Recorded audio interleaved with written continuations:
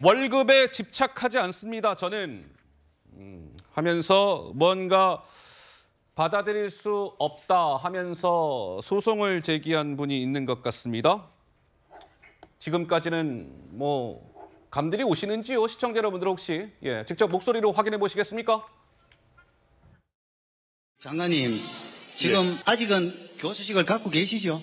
예, 제가 법적으로 기소가 되게 되면 그 직위 해제라는 게 됩니다. 그래가지고 이제 사표를 낼 수도 없고 강의도 못하고 이것도 아니고 저것도 아닌 상태에서 교수직은 유지를 하고 있고 강의는 못하고 월급은 10%인가 20%인가 잘 모르겠습니다. 형식적으로 나오는 그런 상태를 유지하고 있어가지고 내가 관두는 것하고 강제로 관두는 것하고 이 기분이 다르잖아요. 그죠? 장관님께서 스스로 설사 관두더라도 스스로 결정할 수 있도록 그렇게 되기를 우리 응원의 박수 부탁드립니다.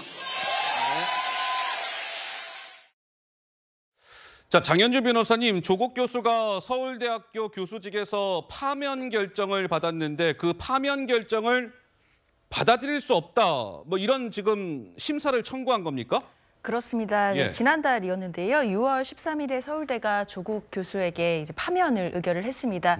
그리고 나서 이제 교원 소청 심사라는 것을 청구한 것인데 결국 불복하는 절차라고 보시면 쉽겠습니다. 조국 전 장관의 이런 행보는 사실 저는 예상 가능한 범죄였다라고 생각이 드는 게 파면 결정이 나오자마자 이 부분에 대해서는 불복할 의사를 강력하게 피력을 했었습니다.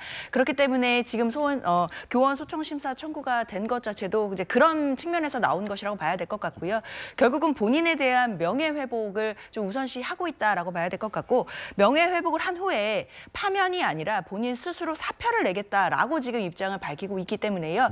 앞으로 이 심사 청구 그리고 이 심사 청구가 만약에 기각된다라고 하면 또 법률 절차가 남아있기 때문에 그 쟁송의 과정이 어떻게 진행될지를 한번 살펴봐야겠습니다. 제 기억에 일전에 왜 조국 전 장관이 소셜미디어였던가요? 길 없는 길을 가겠다 이렇게 얘기한 적이 있었죠. 기억들 하시는지요, 시청자 여러분들? 제 기억에 지금 이 방송에 나와 계시는 구자령 변호사께서 조국 전 장관을 향해서 길 없는 길을 다니시면 다칩니다. 길로 다니셔야 돼요. 이렇게 얘기한 바가 있는데 혹시 그 사이에 좀 생각의 변화가 있으셨습니까? 좀 어떤 말씀을 주시겠어요? 그 얘기 한 번 더 드려야 될 것 같아요. 정말 아니 신호도 안 지키고 역주행하고 무단횡단하다 걸리신 분이 길로 다니셔야지. 있는 길도 안 다녔던 분이 길 없는 길 이런 얘기 하시는 것 자체가 국민들께 대한 예의도 아니고 지금 태도 자체도 굉장히 반성하지 않는 거를 보이는데 정경심 교수 사건부터 우리가 알 수 있는 게 1심 재판부가 정경심 교수에 대해서 4년 중형을 선고하면서 질타를 했어요. 온갖 거짓말을 다 하면서 증인들이 진실 발견을 위해서 증언을 할 때 그걸 오히려 공격했다.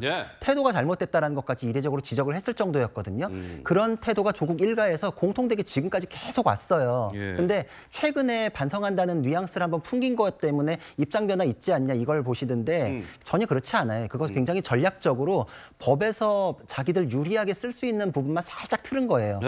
조민 씨, 조원 씨 기소될 우려가 있으니 기소유예를 받기 위해 가지고 살짝 그 부분만 맞춰놓은 거예요. 그것도 그러니까 진정한 반성이 아니라 기소유예를 위한 구색 맞추기용이거든요. 그러니까 이런 나머지에 대해서 하나도 지금 물러선 거 없잖아요. 그러니까 진심 어린 반성에서 나온 태도는 단 하나도 찾아볼 수 없다. 그것도 그냥 법적으로 유리하게 이용하기 위한 메시지 하나만 나왔을 뿐이다. 이렇게 평가할 겁니다. 구 변호사는 개인적으로 조민 씨 기소될 것 같아요? 기소유예 받을 것 같아요? 지금으로선 사실 부족합니다. 왜냐면은 기본값은 잘못하면 기소되는 게 맞아요.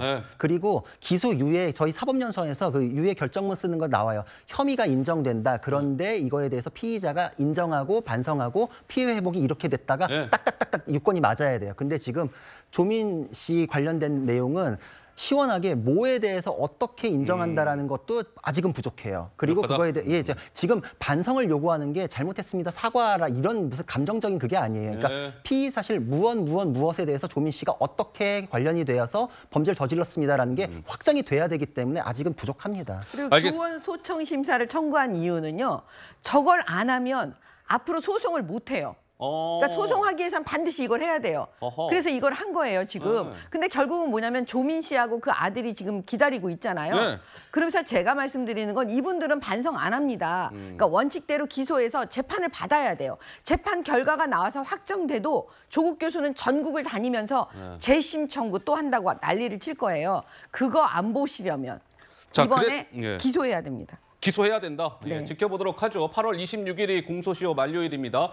자, 그런데 최근에 이렇게 보면 약간 좀 다르다고 봐야 될 것 같은데 조국 전 장관의 자녀 조민 씨와 조모 씨는 뭐 소송을 냈던 거를 취하하거나 뭐 석사 학위를 반납하거나 뭐 이러고 있는데 조국 전 장관은 교수직 파면에 대해서 나는 받아들일 수 없습니다라고 하면서 심사를 청구했다. 조정원 의원님 좀 시간이 많지가 않은데요. 짧게 한 말씀을 좀 들어볼까요? 아니 자기 자식들은 학위다 반납시키고 예. 자기 명예는 지키겠다 뭐 이런 아빠가 있습니까? 허허. 좀 창피하다고 생각합니다. 예. 고위공직자로서의 명예라고 생각했는데 이분은 고위직으로서의 명예인 거예요. 나는 고위직이었다. 난 지배계급이었다. 뭐 이 생각하시는 것 같은데요. 조국 전 장관님, 공직자에게는 명예가 중요한 게 아니라 양심이 중요한 겁니다. 예. 공직자로서의 양심으로서 생각해 보시면 이거는 아들, 딸의 학위를 반납하기 전에 자신의 교수직을 먼저 반납해야 되는 겁니다. 아하.